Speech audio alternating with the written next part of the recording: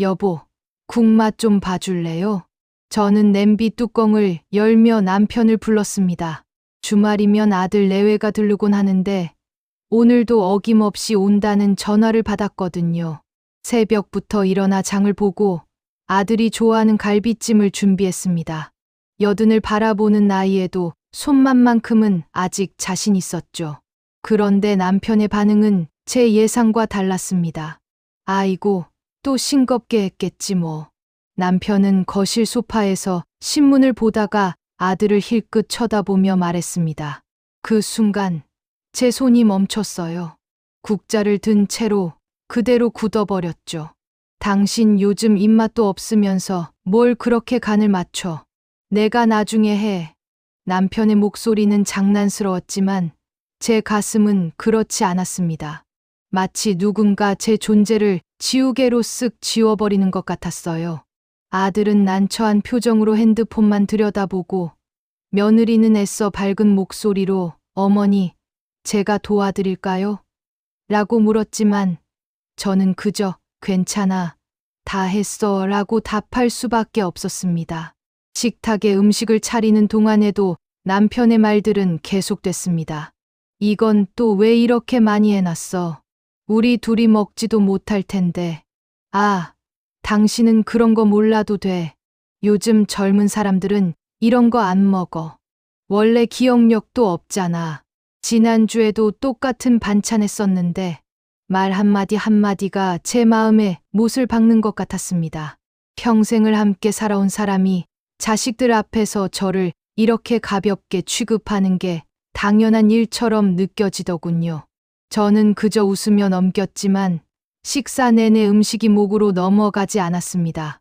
아들은 아버지, 그렇게 말씀하시면 어머니 기분 나쁘시잖아요 라고 한 번 말했지만 남편은 뭐가?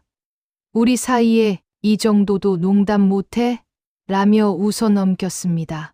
그 순간 저는 제가 이 집에서 어떤 존재인지 깨달았어요. 장식품이었습니다. 밥하고 빨래하고 집안을 돌보지만 정작 제 목소리는 들리지 않는 장식품. 그저 거기에 있어야 할 사람일 뿐 존중받아야 할 인격체는 아니었던 거죠. 식사가 끝나고 설거지를 하는데 며느리가 조용히 다가왔습니다. 어머니, 힘드시죠? 그 말 한마디에 눈물이 핑 돌았지만 저는 고개를 저었습니다. 아니야, 괜찮아. 내 아버지가 원래 그래. 나이 들면서 좀 더 그런 거겠지. 변명처럼 들릴 말을 늘어놓았죠. 하지만 며느리의 눈빛을 보니 제 거짓말이 들통난 것 같았습니다. 아들 내외가 돌아간 뒤 집은 다시 조용해졌습니다.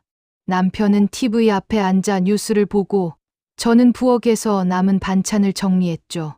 그러다 문득 이런 생각이 들었습니다. 내가 언제부터 이렇게 작아졌을까? 젊었을 때의 저는 당당했습니다.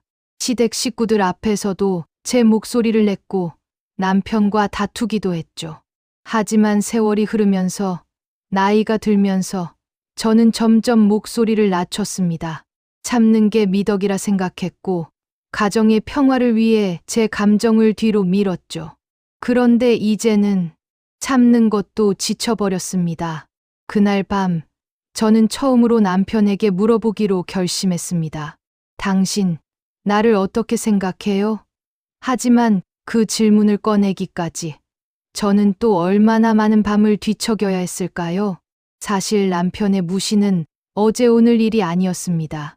돌이켜보니 지난 몇 년간, 아니 어쩌면 10년 넘게 조금씩 쌓여온 일이었죠.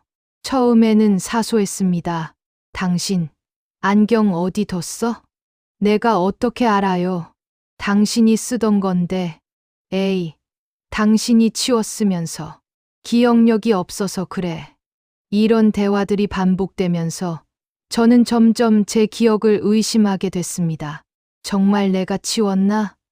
내가 잊어버린 걸까?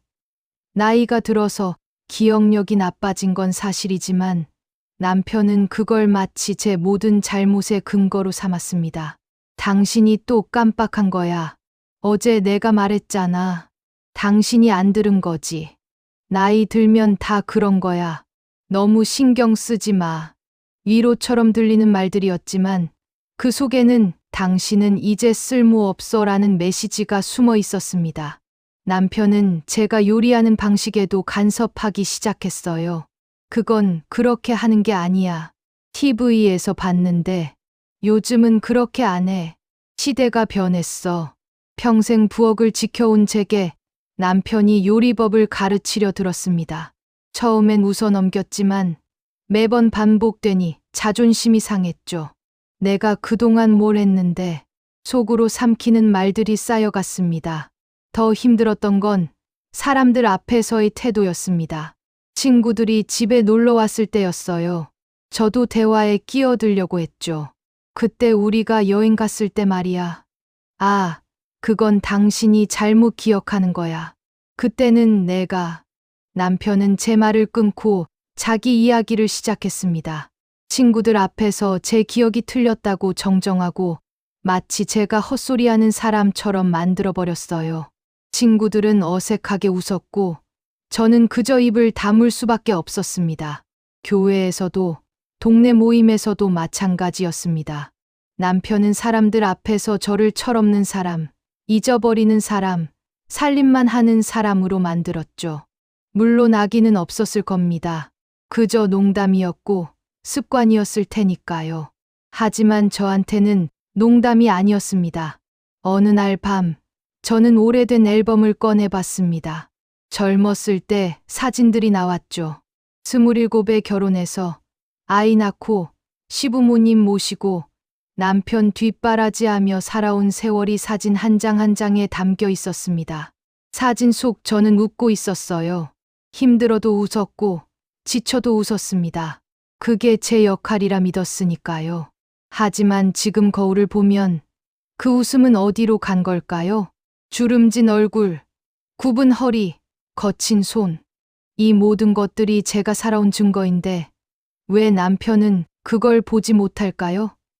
왜 제가 해온 일들을 당연하게 여기고 제 존재를 가볍게 취급할까요? 화가 났습니다. 동시에 슬펐죠. 다음 날 아침, 저는 남편에게 조심스럽게 말을 꺼냈습니다. 여보, 어제 아들 앞에서 당신이 한 말, 좀 기분이 안 좋았어요. 무슨 말? 쿡 싱겁다고 한 거요. 그리고 제가 기억력 없다고. 아, 그게 기분 나빴어? 그냥 농담이었는데 당신도 너무 예민한 거 아니야? 예민하다는 말에 저는 더 이상 말을 이어갈 수 없었습니다. 제 감정이 틀렸다는 거니까요. 제가 문제라는 거니까요. 그 순간 저는 제 자신이 한없이 작아지는 걸 느꼈습니다. 며칠 뒤 며느리가 조용히 전화를 걸어왔습니다. 어머니, 지난번에 힘드셨죠? 아니야, 괜찮아. 어머니, 괜찮지 않으세요? 제가 봐도 아버님이 좀 심하세요. 며느리의 말에 눈물이 났습니다. 누군가 제 편을 들어준다는 게, 누군가 제 마음을 알아준다는 게 이렇게 고마울 줄 몰랐어요. 하지만 동시에 부끄러웠습니다. 며느리 앞에서 제가 이렇게 약한 모습을 보인다는 게. 미안해. 내가 신경 쓰일 일 아닌데. 어머니 잘못 아니에요. 그 말을 듣는 순간 저는 깨달았습니다. 제가 원했던 건 바로 이 한마디였다는 것을. 당신 잘못이 아니에요. 하지만 정작 그 말을 해줘야 할 사람은 말해주지 않았죠.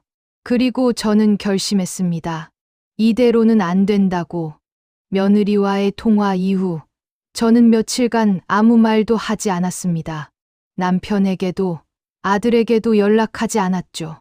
밥은 차렸지만 남편과 마주 앉아 식사하는 시간이 고통스러웠습니다. 오늘 왜 이렇게 말이 없어?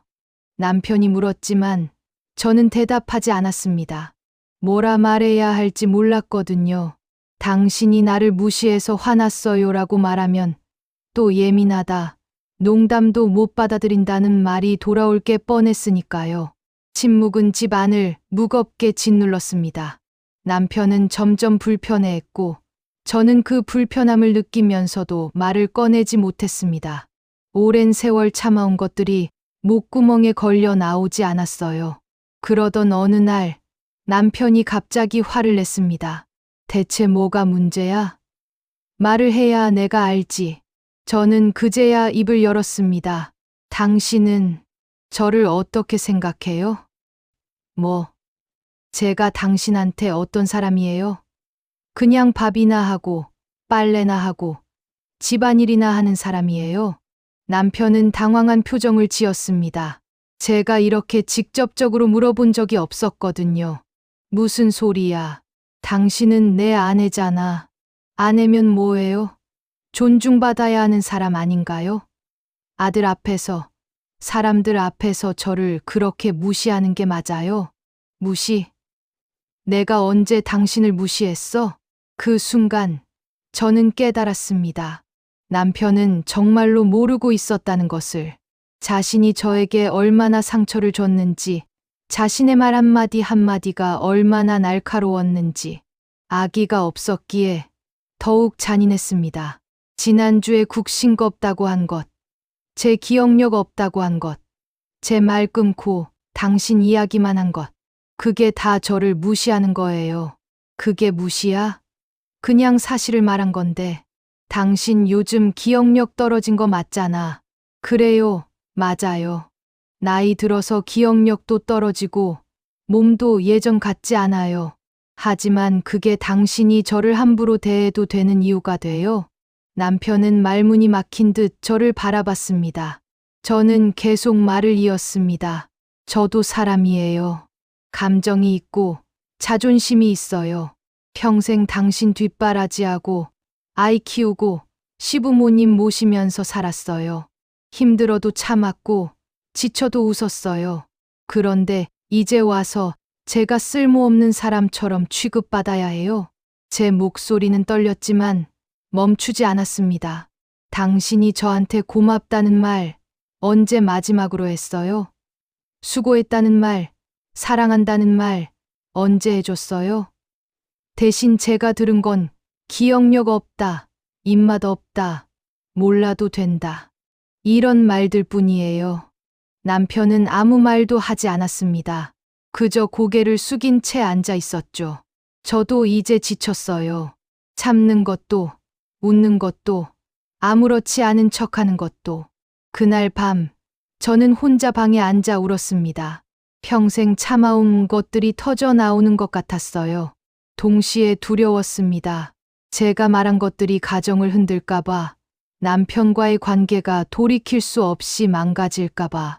하지만 한편으로는 시원했습니다. 드디어 제 목소리를 냈으니까요. 다음 날 아침, 남편은 제게 다가와 조용히 말했습니다. 미안해. 내가 몰랐어. 단 5글자였지만 그 말 속에는 많은 것이 담겨 있었습니다. 남편도 자신의 잘못을 인정하는 게 쉽지 않았을 거예요. 평생 가부장으로 살아온 사람이 70평생을 살아온 사람이 미안하다고 말하는 건 자존심을 접는 일이니까요. 저는 고개를 끄덕였습니다. 용서한다는 의미였죠. 하지만 동시에 이건 시작일 뿐이라는 것도 알았습니다. 변화는 하루아침에 오지 않습니다. 남편의 습관도 제 상처도 쉽게 낫지 않죠. 하지만 저는 더 이상 침묵하지 않기로 했습니다. 그리고 그 결심이 우리 부부에게, 그리고 우리 가족에게 어떤 변화를 가져올지 저도 궁금했습니다. 남편의 사과 이후 우리 집은 조금씩 달라지기 시작했습니다. 극적인 변화는 아니었어요. 하지만 작은 것들이 쌓이면서 집 안 분위기가 달라지는 걸 느낄 수 있었죠. 처음 변화를 느낀 건 식사 시간이었습니다. 오늘 국 맛있네. 남편이 먼저 말을 꺼냈습니다. 짧은 한마디였지만 제겐 큰 의미였어요. 그동안 남편은 음식 맛에 대해 별말이 없었거든요. 맛있어도 당연하다는 듯이 먹고 조금이라도 입에 안 맞으면 바로 지적했죠. 고마워요. 제가 답하자 남편은 어색하게 웃었습니다. 70평생 살면서 아내한테 칭찬하는 게 얼마나 어색할까요? 하지만 그 어색함이 오히려 진심처럼 느껴졌습니다. 며칠 뒤에는 이런 일도 있었어요. 제가 거실 청소를 하고 있는데 남편이 다가와 물었습니다. 내가 뭐 도와줄 거 있어? 순간 저는 귀를 의심했습니다. 50년 넘게 함께 살면서 남편이 집안일을 도와준 적은 손에 꼽을 정도였거든요. 물론 남편도 일하느라 바빴고 그 시절엔 집안일은 여자가 하는 게 당연하다고 생각했죠. 청소기 좀 돌려줄래요? 제가 조심스럽게 부탁하자 남편은 머뭇거리다가 청소기를 들었습니다. 서툴렀지만 성실하게 청소기를 밀었어요. 그 모습을 보면서 제 마음 한편이 뭉클해졌습니다. 이 사람도 변하려고 노력하는구나. 하지만 모든 게 순탄했던 건 아닙니다. 남편의 오랜 습관은 쉽게 바뀌지 않았어요. 어느 날 친구들이 집에 왔을 때였습니다. 제가 대화 중에 예전 일화를 꺼냈는데 남편이 또 제 말을 끊으려 했어요. 그건 당신이... 하지만 이번엔 제가 먼저 말했습니다. 여보, 제 이야기 끝까지 들어줘요. 남편은 놀란 표정으로 저를 쳐다봤습니다. 친구들도 잠시 침묵했죠. 순간 분위기가 어색해졌지만 저는 물러서지 않았습니다. 제 이야기를 끝까지 했고 남편은 더 이상 끼어들지 않았어요. 그날 친구들이 돌아간 뒤 남편이 말했습니다. 오늘 내가 또 당신 말 끊으려고 했지? 네. 미안해. 내가 습관을 고치려고 하는데 잘 안 되네. 괜찮아요. 천천히 하면 돼요. 그날 이후로 남편은 좀 더 조심하게 됐습니다. 완벽하진 않았지만 노력하는 게 보였어요. 제 말을 끊으려다가 멈추고 제 의견을 물어보고 제가 한 음식에 감사 인사를 했습니다. 아들 부부도 변화를 눈치챘는지 다음에 방문했을 때 며느리가 조용히 물었습니다. 어머니, 요즘 좀 괜찮으세요? 응, 많이 나아졌어. 아버님이랑 이야기하신 거예요? 응, 제대로 이야기했지. 며느리는 제 손을 꼭 잡았습니다. 잘하셨어요, 어머니. 그 말이 얼마나 큰 힘이 됐는지 몰라요. 하지만 변화하는 건 남편만이 아니었습니다. 저도 달라지고 있었어요. 예전에 저는 참는 게 미덕이라고 믿었습니다. 제 감정을 뒤로하고 가족의 평화를 위해 희생하는 게 당연하다고 생각했죠. 하지만 이제는 알았습니다. 참는 것과 존중받는 것은 다르다는 걸. 저는 제 목소리를 내기 시작했습니다. 기분이 나쁠 땐 나쁘다고 말했고 도움이 필요할 땐 도와달라고 했어요. 남편이 무심코 던진 말에 상처받으면 그 자리에서 그 말은 기분 나빠요 라고 표현했습니다. 처음엔 어색했어요. 평생 참고 살았는데 갑자기 제 감정을 표현하는 게 익숙하지 않았죠. 하지만 할수록 편해졌습니다. 제가 저를 존중하기 시작하니 남편도 저를 존중하게 됐어요. 어느 날 저녁 남편이 말했습니다. 당신 요즘 표정이 밝아졌어. 그래요? 응. 예전엔 웃어도 어딘가 슬퍼 보였는데 요즘은 진짜 웃는 것 같아. 그 말을 듣고 저는 거울을 봤습니다. 남편 말이 맞았어요. 제 얼굴에 생기가 돌고 눈빛이 살아 있었습니다. 오랜만에 제 자신이 살아있다는 걸 느꼈어요. 하지만 제가 정말 원하는 건 무엇일까요? 단순히 남편의 태도 변화일까요? 아니면 더 깊은 무언가일까요? 그 답을 찾아가는 여정은 아직 끝나지 않았습니다. 계절이 바뀌었습니다. 어느새 가을이 왔고 낙엽이 마당을 가득 채웠어요. 남편과 저는 함께 마당을 쓸면서 이야기를 나눴습니다. 우리 나이가 어떻게 됐지? 남편이 문득 물었습니다. 당신은 78, 저는 76이요. 시간 참 빠르네. 어제 결혼한 것 같은데 남편의 목소리에 감회가 묻어났습니다.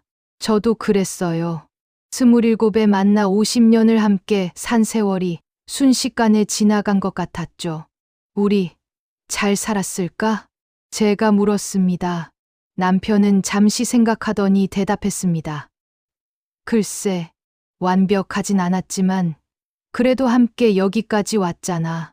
남편의 말에 저는 고개를 끄덕였습니다. 그랬죠.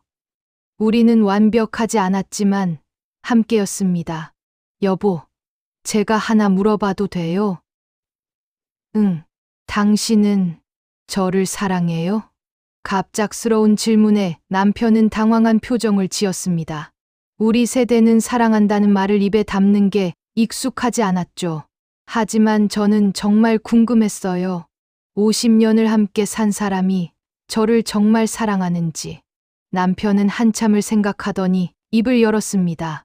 사랑이 뭔지 잘 모르겠어. 영화에 나오는 것처럼 가슴이 두근거리고 그런 건 아니야. 하지만 남편은 잠시 말을 멈췄다가 계속했습니다. 아침에 눈 뜨면 당신이 옆에 있고, 밥 먹을 때 당신이 맞은편에 앉아 있고, 밤에 잘 때 당신 숨소리가 들려. 그게 너무 당연해서 소중한 줄 몰랐어. 하지만 이제 알아. 당신 없으면 나는 아무것도 아니라는 걸. 제 눈에 눈물이 맺혔습니다. 남편의 말은 서툴렀지만 진심이었어요. 저도 그래요. 당신이 너무 당연해서 소중한 줄 몰랐어요. 하지만 이제는 알아요. 우리는 그렇게 마당에 서서 손을 맞잡았습니다. 주름진 손과 손이 맞닿았을 때 그동안의 세월이 느껴졌어요. 기쁨도, 슬픔도, 갈등도, 화해도 모두 그 손 안에 담겨 있었습니다. 며칠 뒤 아들이 전화를 걸어왔습니다. 어머니, 요즘 아버지랑 잘 지내세요? 응, 많이 좋아졌어. 다행이다. 제가 어렸을 때부터 봐왔지만 아버지가 어머니한테 함부로 대하시는 게 항상 불편했어요. 그런데 제가 뭐라 할 입장도 아니고 아들의 목소리에서 미안함이 묻어났습니다. 괜찮아. 이제 다 지나간 일이야. 어머니, 그동안 고생 많으셨어요. 저희 키우시느라, 아버지 뒷바라지 하시느라 정말 고생하셨어요. 아들의 말에 눈물이 났습니다. 제가 듣고 싶었던 말이었어요. 고생했다. 수고했다. 잘했다. 이런 말들이 제겐 얼마나 큰 위로였는지. 엄마는 행복하세요? 아들의 질문에 저는 잠시 생각했습니다. 행복한가? 완벽하게 행복하진 않지만 예전보다는 행복합니다. 제 목소리를 내게 됐고 남편도 변화하고 있으니까요. 응. 엄마 행복해. 걱정 마. 전화를 끊고 저는 창밖을 바라봤습니다. 가을 햇살이 창문을 통해 들어오고 마당의 나무들이 바람에 흔들렸어요. 평화로운 오후였습니다. 그날 저녁 남편과 함께 오래된 앨범을 꺼내 봤습니다. 결혼 사진부터 시작해서 아이가 태어났을 때, 돌잔치, 첫 소풍, 입학식, 졸업식.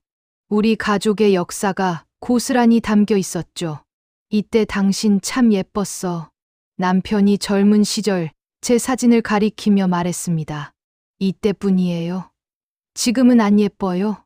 제가 장난스럽게 물었습니다. 남편은 잠시 멈칫하더니 말했습니다. 지금도 예뻐. 다르게 예뻐. 어떻게요? 세월의 무게가 보여서 그게 더 아름다워. 남편의 말에 저는 웃음을 터뜨렸습니다. 서툴지만 진심 어린 말이었어요. 우리는 그렇게 밤늦도록 앨범을 보며 추억을 나눴습니다. 힘들었던 일들, 행복했던 순간들, 아이들과의 에피소드들. 50년의 세월이 파노라마처럼 지나갔습니다. 우리 앞으로 얼마나 더 함께할 수 있을까? 제가 문득 물었습니다. 현실적인 질문이었죠. 우리 나이에 앞으로 10년, 20년을 함께한다는 보장은 없으니까요. 모르지. 하지만 남은 시간이 얼마든 당신한테 잘해주고 싶어. 남편의 말에 제 가슴이 뭉클해졌습니다. 저도 그래요. 이제는 참지 않고 솔직하게 살고 싶어요. 제 감정도 표현하고 제가 원하는 것도 말하고. 그래, 그렇게 해. 당신도 충분히 그럴 자격이 있어. 그날 밤 저는 오랜만에 편안하게 잠들었습니다. 옆에서 남편의 고른 숨소리가 들렸고 그 소리가 제게 평화를 가져다 줬어요. 다음 날 아침, 저는 일찍 일어나 남편의 아침을 준비했습니다. 하지만 이번에는 달랐어요. 의무가 아닌 사랑으로 준비했습니다. 제가 선택해서 하는 일이었고, 그래서 행복했죠. 여보, 일어나요. 아침 됐어요. 남편을 깨우며 저는 웃었습니다. 진심으로 웃었어요. 식탁에 앉은 남편이 말했습니다. 고맙습니다. 뭐가요? 아침 준비해줘서. 그동안 너무 당연하게 생각했어. 미안해. 괜찮아요. 이제 알았으니. 우리는 그렇게 평화로운 아침을 보냈습니다. 창밖으로 아침 햇살이 들어오고 새들이 지저귀고 우리는 마주 앉아 따뜻한 국을 먹었어요. 평범한 아침이었지만 그 어느 때보다 소중했습니다. 며칠 뒤 아들 부부가 다시 방문했습니다. 이번에는 분위기가 달랐어요. 남편은 제가 준비한 음식을 칭찬했고 제 의견을 물었으며 제 말을 끝까지 들어줬습니다. 식사가 끝나고 며느리가 조용히 제게 다가왔습니다. 어머니, 정말 많이 좋아지셨네요. 그래? 네, 표정도 밝아지시고 아버님이랑도 잘 지내시는 것 같아요. 응, 이제 괜찮아. 며느리는 제 손을 꼭 잡았습니다. 어머니 행복하신 거 보니까 저도 기뻐요. 그 순간 저는 깨달았습니다. 제가 행복해지는 것이 가족 모두에게 좋은 일이라는 것을. 제가 참고 희생한다고 가족이 행복한 게 아니라 제가 행복해야 가족도 행복하다는 것을. 아들 부부가 돌아간 뒤 남편과 저는 거실에 앉아 차를 마셨습니다. 우리 여행 갈까? 남편이 갑자기 제안했습니다. 여행? 우리 나이에? 나이가 무슨 상관이야. 건강할 때 가야지. 당신이 가고 싶었던 곳 있어? 저는 잠시 생각했습니다. 가고 싶은 곳이 있긴 했어요. 제주도였습니다. 젊었을 때 한번 가본 이후로 늘 다시 가보고 싶었죠. 제주도요. 그래, 제주도 가자. 다음 달에 예약할게.